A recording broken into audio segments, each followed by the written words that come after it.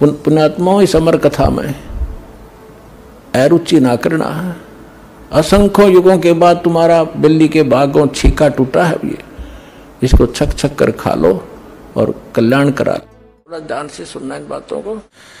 एक सिद्धि सुरदेव मिलावे, एक सिद्धि मनवृत्ति बतावे, एक सिद्धि हो पवन स्वरूपी, एक सिद्धि हो वह अनुरूपी, एक सिद्धि निस्वासर जागे, एक सिद्धि सेवक हो आगे। इस दास के मामा जी का गांव है खेड़ी दमकन, जिला सोनीपत में, गोहाना सोनीपत मार्ग पे। तो वहाँ एक नेक्कीराम संत जो गीसा संत जी के अनुयायी थे, गीसा संत जी को कबीर परमेश्वर मिले थे। और कोई किसी संत के पास जो जाके जुड़ता हो पुण्यात्मा होती है पूर्व जन्म की। तो नेक्कीराम जी गीसा संत जी के शिष्य हुए, जो खेखड़ा गांव है मेरठ जिला में, वो उनके शिष्य हो गए। पुण्यात्माओं, इन संतों को ही हमने लाल और लालड़ी को पहचानने के लिए ये आपको उदाहरण दिया जा रहा है, ताकि आप योग्य हो, ये समझ सको कि वो कितने सतर के संत हैं जिनके आज तक हम गुणगान कर रहे हैं। तो गीसा संत जी के दो विशेष शिष्य हुए। एक तो जीतादास जी, जो उनका मतलब आज्ञाकारी था, जैसे वो बताते थे वैसे ही किया करता था। और नेक्कीराम जी में पिछले संस्कार का जो संस्कार का डंगा था वो भी साथ रखा, और कहीं भी बैठ जाता वो तप कर अपनी हठ योग से समाधिस्थ हो जाता था। तो उसने क्या किया, वो खेड़ी दमकन गांव में उनका एक आश्रम बना हुआ है, और एक यहाँ निर्जन गांव है जींद में, यहाँ भी उस नेक्कीराम जी के नाम से ही एक आश्रम बना हुआ है। तो वहाँ क्या बताते थे वो, उस गांव खेड़ी दमकन के व्यक्ति, हमारे मामा जी और वो नाना जी कहा करते कि नेक्कीराम जैसा संत नहीं देखा। वो यहाँ आकर के एक वृक्ष के नीचे बैठ गए थे। बनी होती थी पहले, छोटा जंगल, उसको बनी बोलते थे, जो गांव के चारों तरफ होता था, जिसमें उसके बाद फिर खेत शुरू हो जाते थे। उस बनी में आकर के बैठ गया एक वृक्ष के नीचे, और देखने वाले को संत को परमात्मा का रूप जान करके साधु श्रद्धालु भक्त गांव के जाते हैं।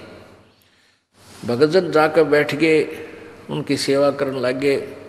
तो एक दिन एक भक्त ने कहा कि अभी महाराज जी तो दिन रात सोता नहीं, कभी भी दिन में तो हमारे से बातचीत करे है, रात में सारी रात जागता है, बैठा रहता है, भजन करता है। तो गांव के लोगों ने गुप्त रूप से छुप के उसकी परीक्षा की। तो देखा, छुप के देखते रहे, 15 दिन तक वो सोया नहीं, दिन रात जाग्या करता। और स्वस्थ 1 महीना हो गया, 2 महीने तक वो ऐसे नहीं सोया।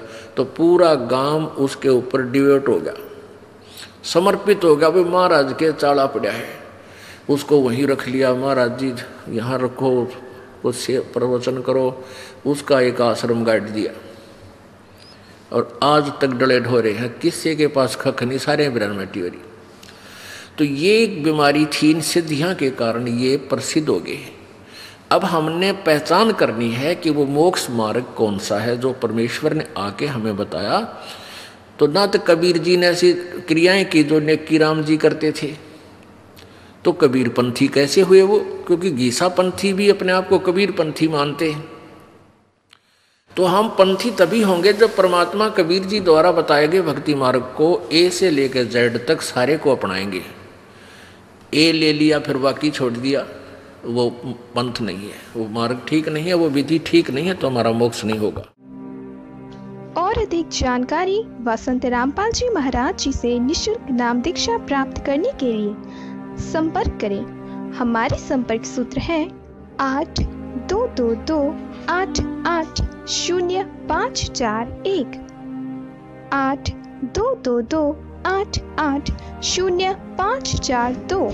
आप नीचे स्क्रीन पर दिए गए हमारे अन्य नंबरों पर भी संपर्क कर सकते हैं। विजिट करें हमारी वेबसाइट पर। हमारी वेबसाइट है www.jagatgururampalji.org।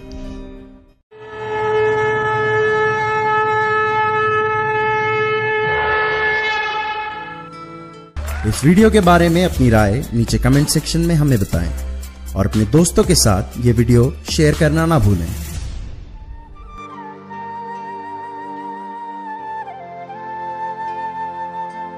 परमात्मा बंदी छोड़ कहते हैं भाई भक्ति करा करो गणी गणी, और ये समय ये दाव फिर नहीं लगेगा।